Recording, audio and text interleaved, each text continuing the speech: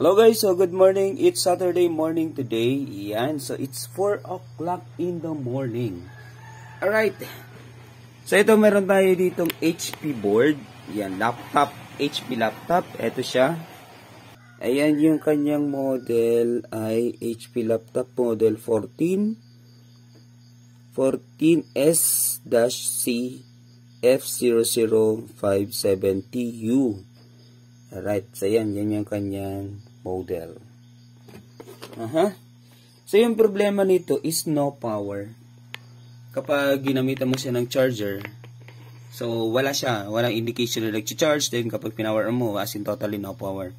So that's why I came into solution na hanapin, i-trace yung kanyang problema. So ito ngayon kasi naayos ko na siya. So i-explain ko lang sa inyo kung paano ko nakuha. So mula dito sa power rail niya, mula dito sa power, ano ba yan? Charging port, yan. Papunta dito. So nag-trace tayo, meron naman siyang 19 volts na pumapasok, papunta dito. Then hanggang doon sa kabila, hanggang dito sa power IC na to. Yung power IC binungkal ko nga eh. So ito yung power IC, wala siyang meron siyang input pero wala siyang output. Then ito yung first and secondary MOSFET niya.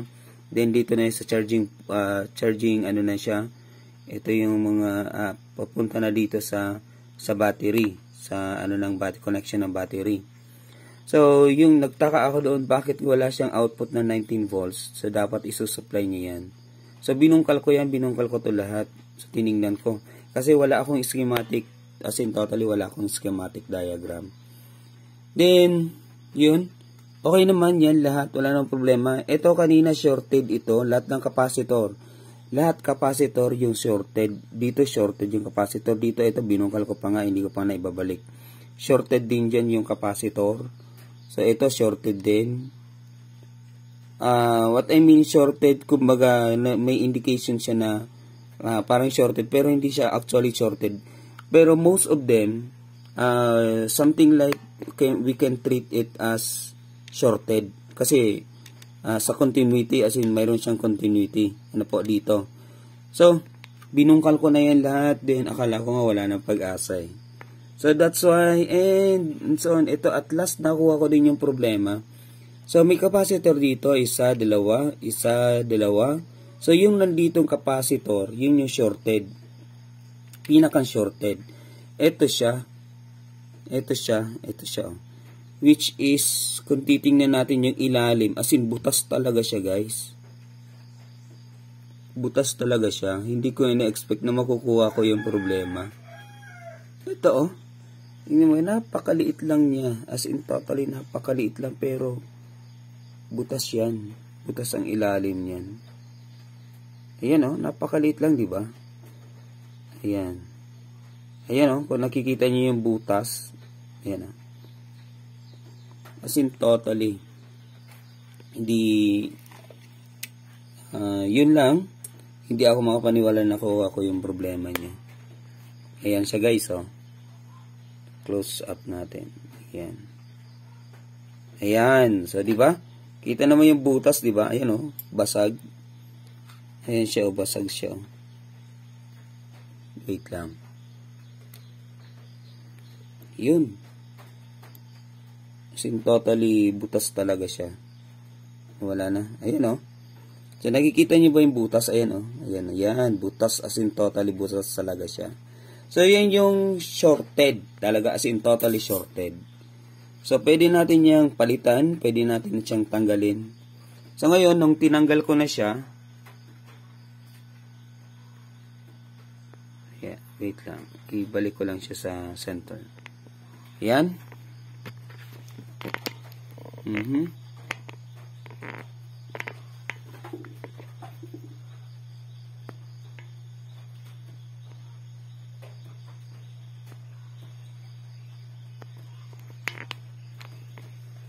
So hoping nakikita ninyo guys, hoping na nakikita ninyo. Ito. So may ano na siya, may power indicator na siya. Kapag sinaksak natin, boom. Ayun, umiilaw na siya, di ba? Ayan oh. Umiilaw na siya. Ayun, o, diba? May ilaw na siya. Ayan. So, yun. Nakuha din natin yung problema. Akala ko hindi ko makukuha yung problema eh. Aha. Wala na. Saan yung shorted natin na ano? Ito yung shorted.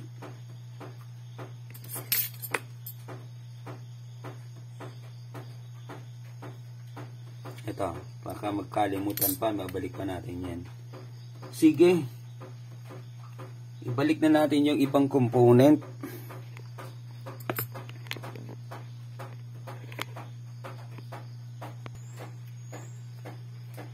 Ay nako. Chumalabo.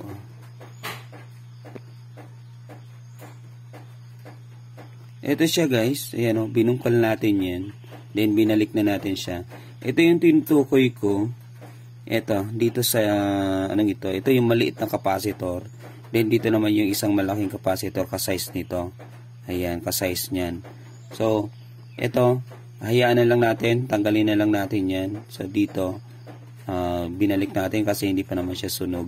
Or hindi pa siya naman siya sabog. So yan. Yung pinalitan na. Hindi natin pinalitan. Tinanggal lang natin. Ayan. So, binalik na natin yung iba.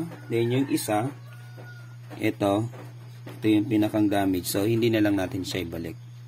Kasi damage na nga. Siya yung magiging cost. Then, ibalik din natin yung nandito sa parting ito. Kasi, bridge din siya. 1, 2, 3. So, balik din natin. Yung tatlo. At may isang maliit. Ito siya. Ito. Ayan.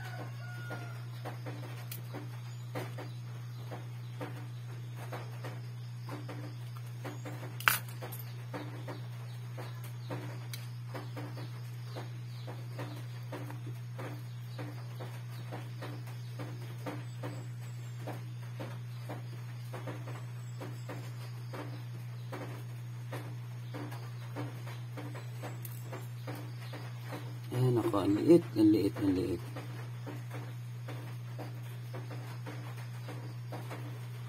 Yun.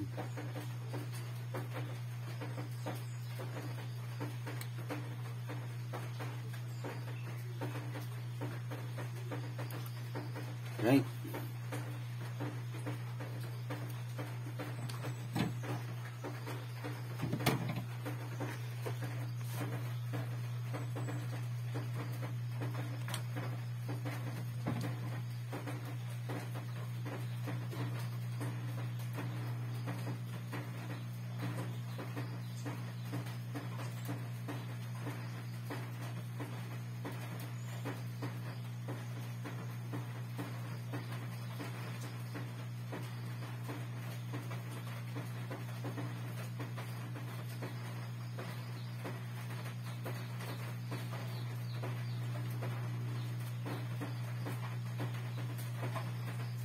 Nako, ang hirap na magpaliit talaga. Ang hirap kapag maliit.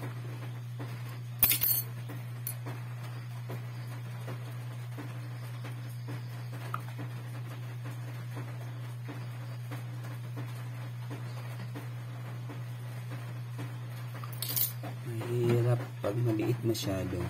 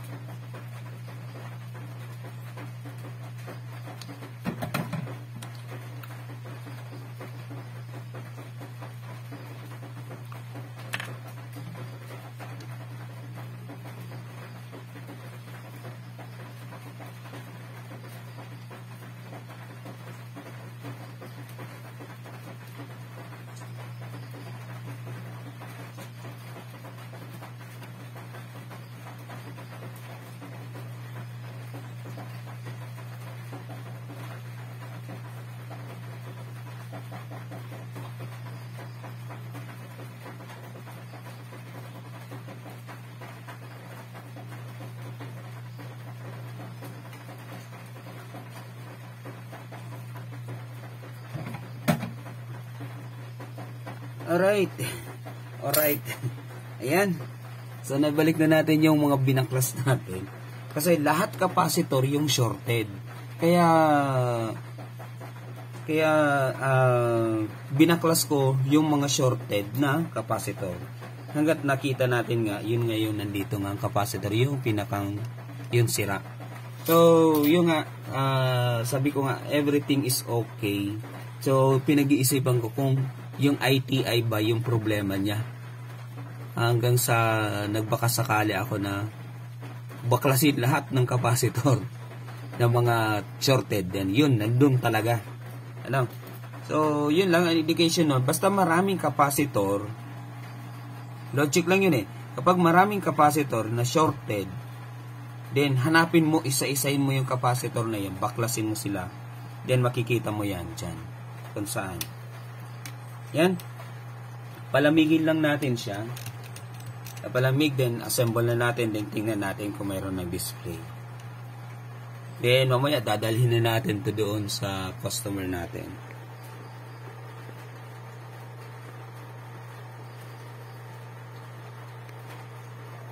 Yan. Medyo mainit pa.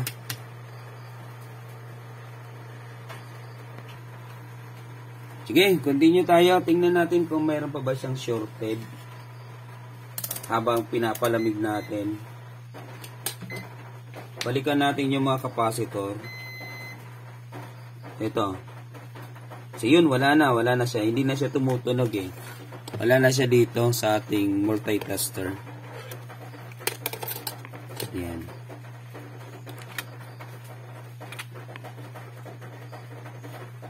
So wala na. Kanina, as in totally, nagre-respond siya, which is may continuity. Ganyan. So ito ngayon, wala na. Oh. Yan. So dito, yun, di ba? Wala na, hanggang ano na lang siya, parang kisap mata na lang. Wala na, nakuha na natin yung problema. Yung problema ay ito. So, tanong, yung maliit na capacitor, kung ikukumpara natin sa malaking capacitor, kaya niya bang i-handle? Kaya niya bang i-handle? Yung bridge na yun, kaya niya bang i-handle yun? Yes, kaya niya yan. Kasi dalawa naman yan eh. So, take note, kapag isa lang yung bridge na dinadaanan, then yung putok, yun yung putok, or yun yung busted, or yun yung shorted. So, palitan mo yun. Kasi, isa lang siya eh. Kumbaga, wala siyang kaagapay. Pero kung dalawa naman sila, then yung isa ay bumigay. So, sige, palitan, pwede mo pa siyang palitan, or pwedeng hindi mo naman siyang palitan, tanggalin mo na lang.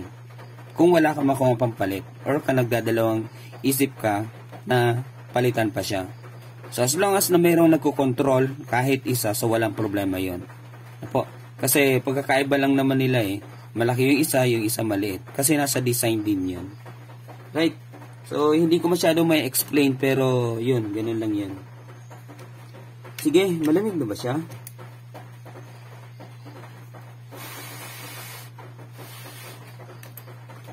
Yan. Tingnan natin kung okay na nga ba talaga. Tingnan natin kung magkaroon ulit siya ng ilaw. Right? Let's go. Ayun, di ba? Ayun. Ayan, oh. Very good. Ayan, oh. Ayan, oh, di ba? Ayan, nagkailaw na siya. Sige. Assemble na natin. Balik na natin.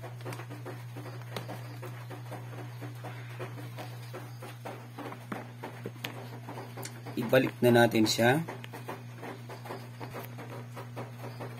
Yan.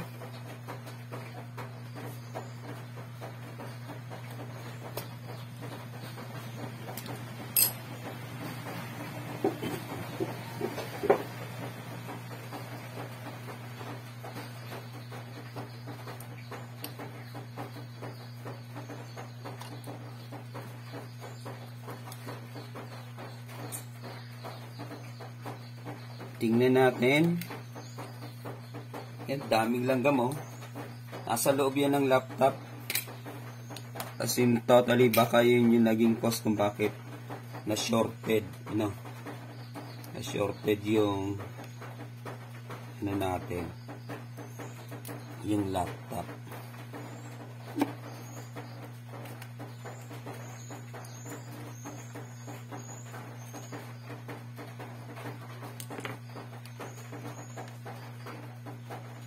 Ayan, so if you are new into my channel, so please don't forget to subscribe, pa-like na din, at pa-comment kung mayroon kayong katanungan.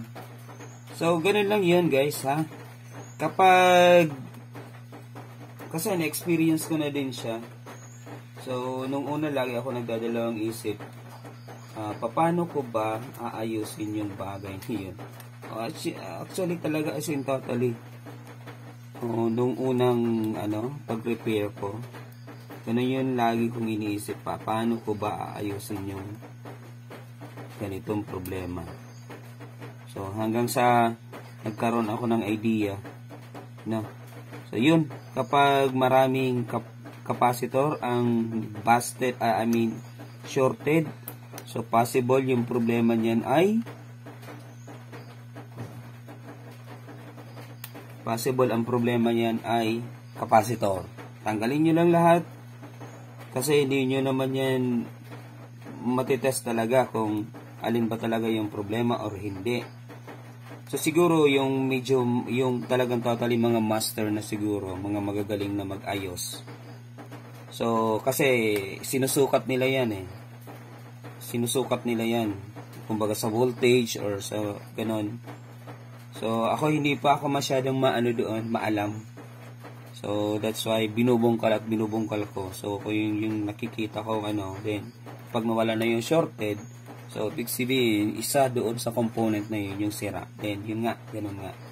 So, ganun yung mga, yung style ko. Nag-uumpisa pa lang, So, hindi ko naman masabi na master na ako dito. Kasi, actually, I never use schematic diagram.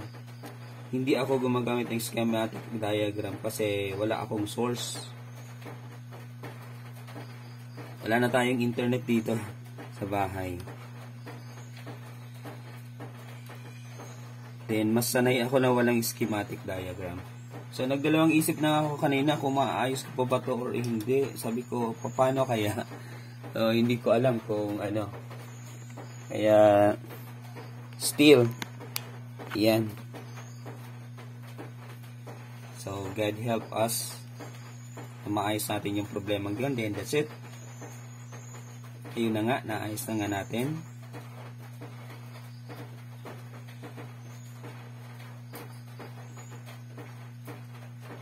Yan. Lagyan natin ng thermal paste. Although meron pa naman siyang thermal paste.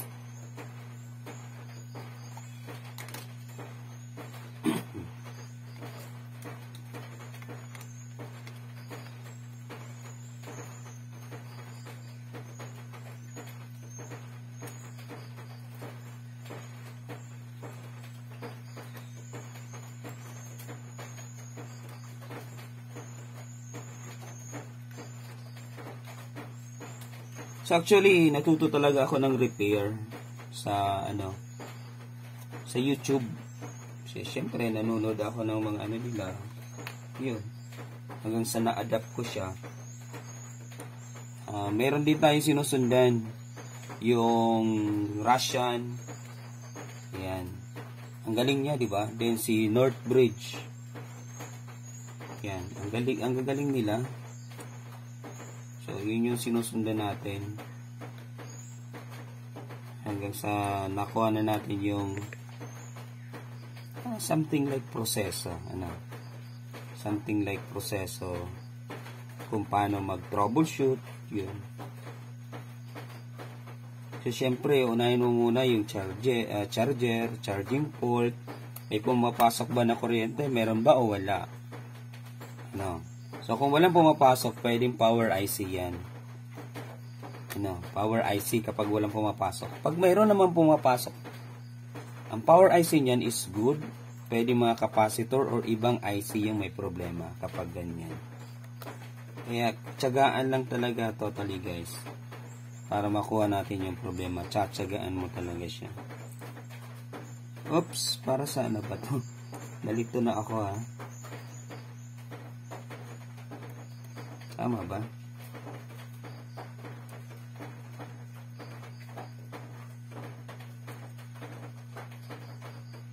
Wala, nandito na tayo. Saan ba yun?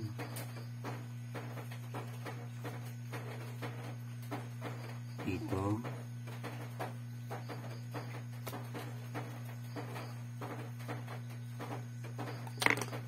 Ito naman.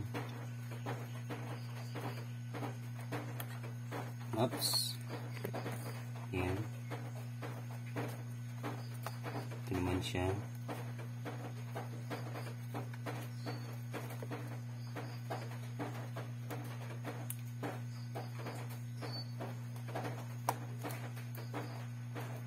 Yan.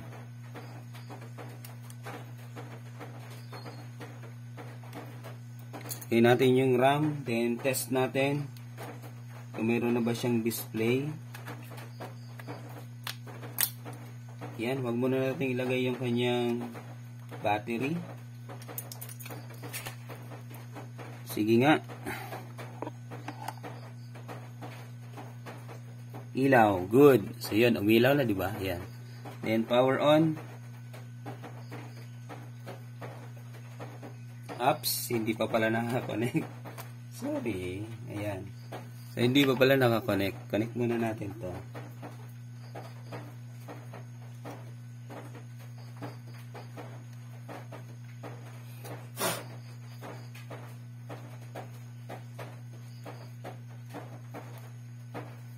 Yung flex cable to board. Ayan. So, connect. Set natin. Then, power on. Ayun.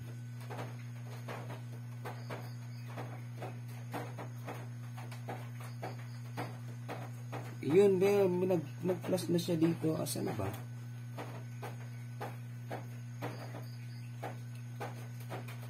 Ayun, yun o. Ayun o.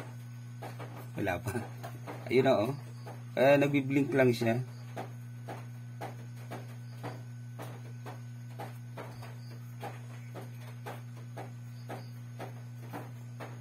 Ewan ko kung matagal lang. Ayan, di ba? Ayan oh. Ayan. Alright. Ayan guys oh. Di ba? Display na tayo. May power na siya. So, good na yung distribution.